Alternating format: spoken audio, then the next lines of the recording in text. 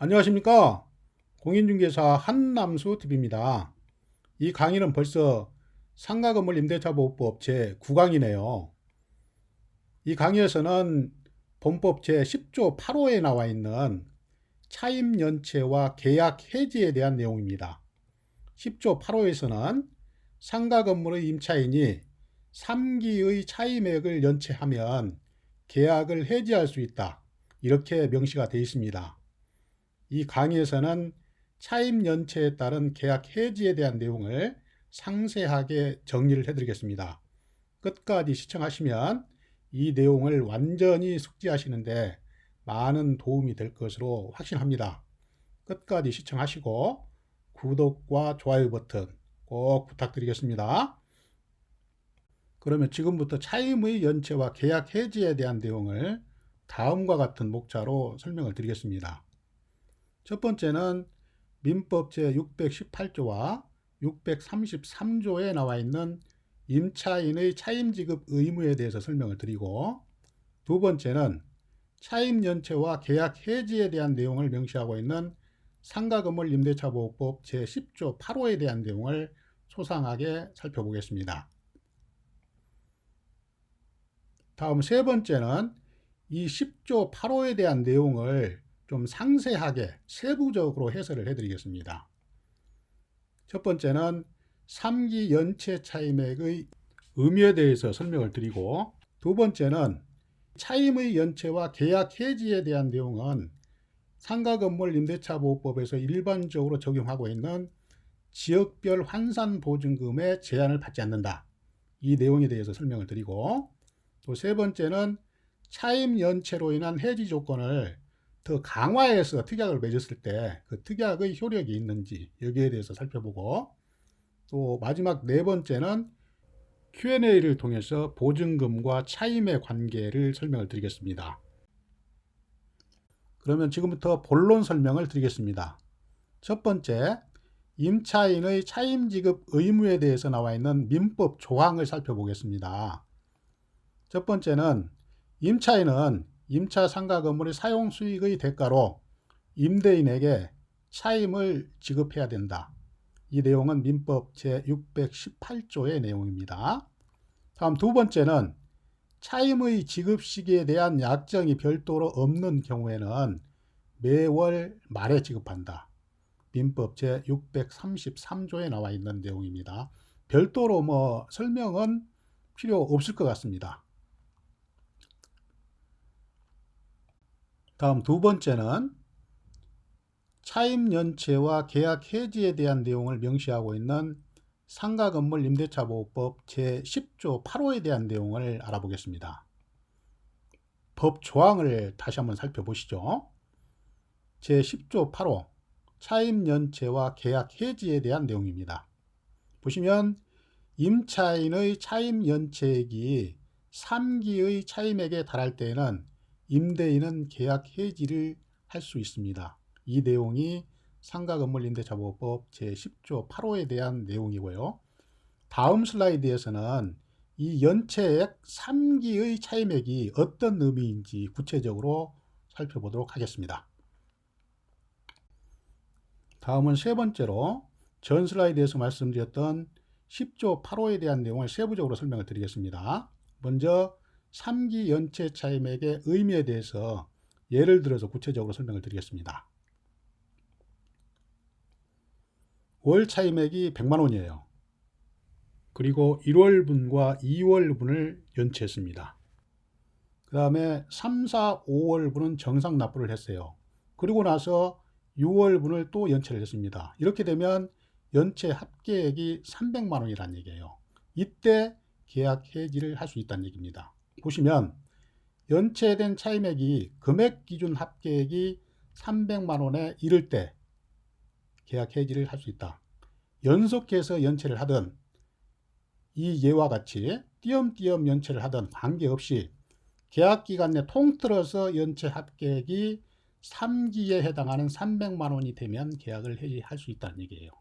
다시 말해서 이 3기 연체는 기간 기준이 아니고 금액 기준입니다. 임대차 기간 중에 금액으로 봤을 때 3기에 해당하는 금액이 연체가 됐을 경우에는 계약을 해지할 수 있다. 다음은 세부 해설 두 번째입니다.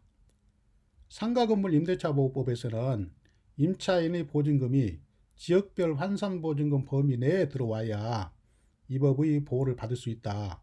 일반적으로 그렇게 규정이 되어 있습니다. 그런데 다음 6가지 항목은 지역별 환산보증금을 초과해도 상가건물 임대차보호법의 적용을 받을 수가 있습니다. 이 6개 항목을 먼저 말씀을 드리겠습니다.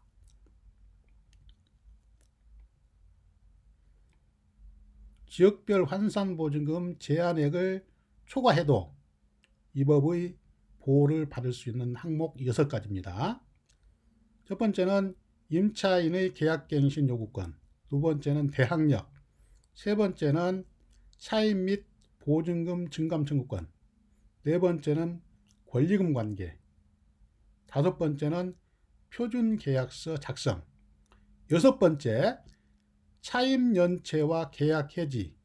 이번 강의의 주제인 차임 연체와 계약 해지에 대한 내용도 지역별 환산 보증금을 초과해도 이 법의 보호를 받을 수 있다.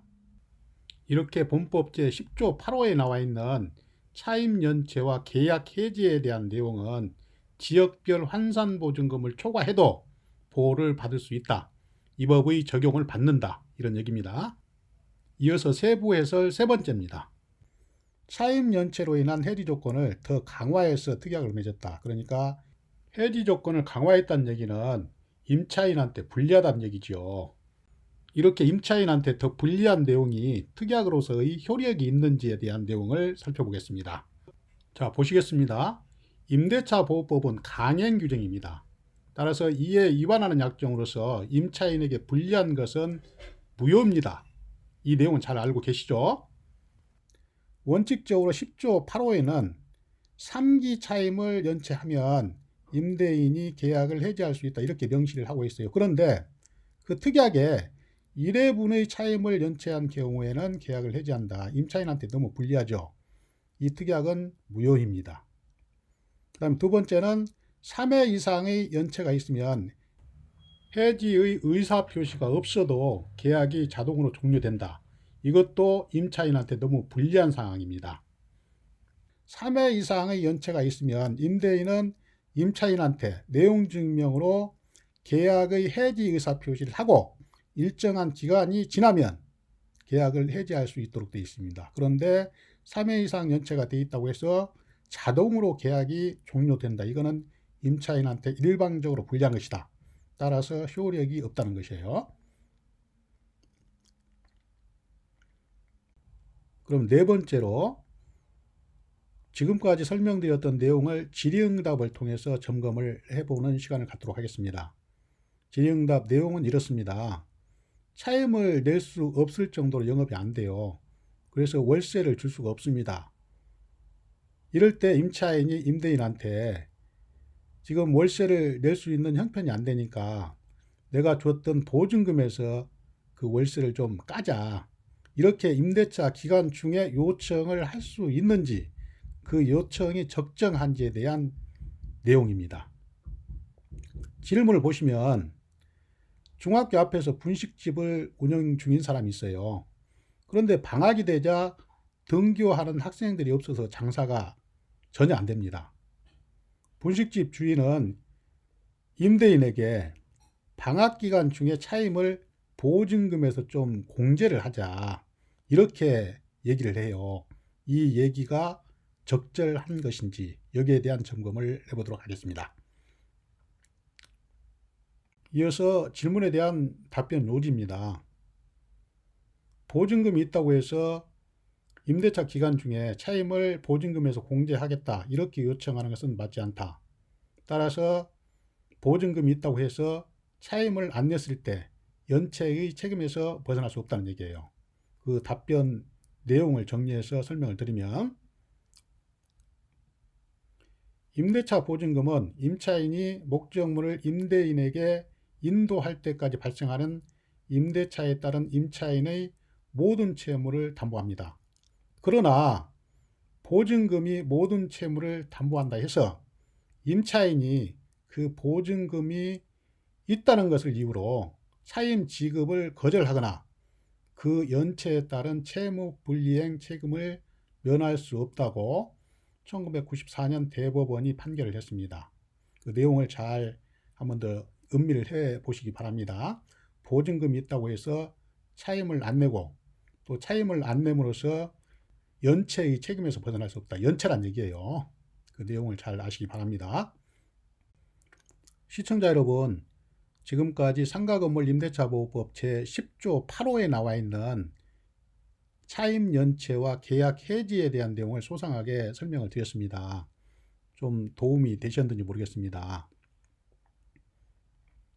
앞으로도 저는 부동산 관련 강의, 그러니까 임대차 보호법이나 권리 분석과 배당 사례, 유치권 사례, 또 법정 지상권, 부동산 상식 등을 주제로 알차게 강의를 준비해서 계속 여러분들을 찾아뵙겠습니다. 항상 건강하시고 다음 강의에서 또 뵙겠습니다. 감사합니다. 안녕히 계십시오. 여러분, 잠깐만요. 드릴 말씀이 있습니다. 시청자 여러분, 최선을 다해서 강의를 했습니다. 지금까지의 제 강의가 조금이라도 여러분들께 도움이 되셨다고 생각되시면 구독 버튼과 좋아요 버튼 다시 한번 잘 부탁드립니다. 이 구독과 좋아요 버튼은 강의를 하는 저에게 힘의 원천입니다. 잘 부탁드립니다.